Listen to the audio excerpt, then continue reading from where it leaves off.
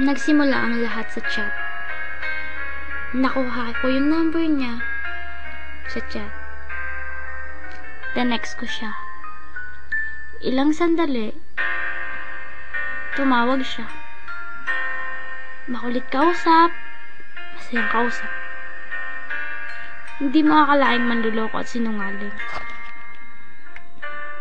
At yun, lagi na kami magkausap, magka-chat, magka-text. Mabait siya, malambing. At doon nakuha niya yung loob ko. Nang dumating siya sa buhay ko, iniwan naman ako ng best friend ko sa hindi ko alam na dahilan. At siya na yung naging best friend ko. Sabi niya, siya na lang daw yung best friend ko kasi iniwan ako ng best friend ko.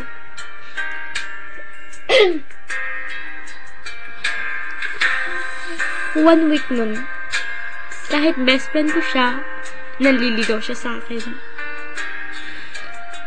Noong November 4, 2009, sinagot ko siya. 1 PM nun. Araw-araw na kaming magka-text, magkausap nun, simula nun. Napalapit na gusto yung loob ko sa kanya. Kahit nung una, wala lang. Magka-text lang kami. Pero nun, hindi ko akalain. Dahil sa pagiging malambing niya, mabait,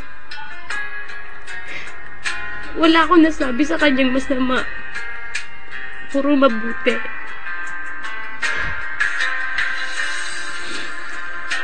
Maraming araw ang lumipas.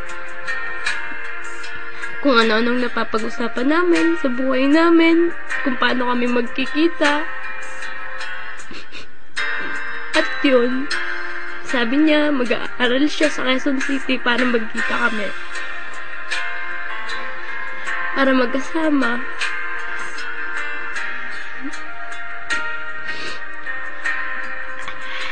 Hindi ko akalain. Dahil sa 1 year na yun, ginawa niya lang pala akong panakot butas. Hindi niya pala ako totoong mahal. Yung sinasabi niyang I love you dito, mahal na mahal kita, hindi kita iiwan, puro kasinungalingan. Mahirap tanggapin na ginawa lang pala akong panakot butas para sa kasiyahan niya. Hindi ko akalain yung mabait, malambing, na lagi kong sinasabi sa mga kaibigan ko, sa parents ko, ay isa palang manloloko, sinungaling, gago, masama, manggagamit at lahat na. Nasa kanya na lahat. Nung una, ilang buwan na nun, nung nakipag-break ako sa kanya, kasi hindi niya ako pinahalagahan. Pagkatapos, 2 months nun, bumalik ako. Naging kami ulit. At doon, gumanti siya. Siya naman yung nakipag-break. 2 beses siyang nakipag-break. Nung una, bumalik siya. After 6 days. Nung ikalas na, nung November 15, wala na, hindi na siya bumalik. Sinasabi niya na babalik daw siya pagka nakagraduate na daw siya, kaysa ganon, ganyan. Pero hindi. Galit yung nararamdaman ko para sa kanya ngayon. Ginawa ko naman lahat para sa kanya. Pero wala.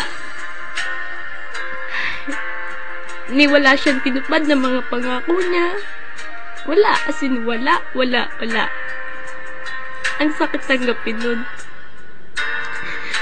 Na yung 1 taon na yun, na lahat ng oras ko binigay ko sa kanya. Ganun lang pala ako sa kanya nun. Ginagamit niya lang pala ako para maging masaya siya. Para kalimutan yung talagang mahal niya. At ngayon, sila na. Ako, wala. Dito lang. Hindi ko matanggap yun. Na ngayon masaya siya. Pero ako ngayon umiiyak. Hindi ako umiiyak dahil iniwan niya ako. Umiiyak ako dahil nasira na naman yung tiwala ako na ibinigay sa kanya. At hindi ko siya mapapatawad kahit kailan, kahit anong mangyari. Mabait akong tao pero masama akong magalit.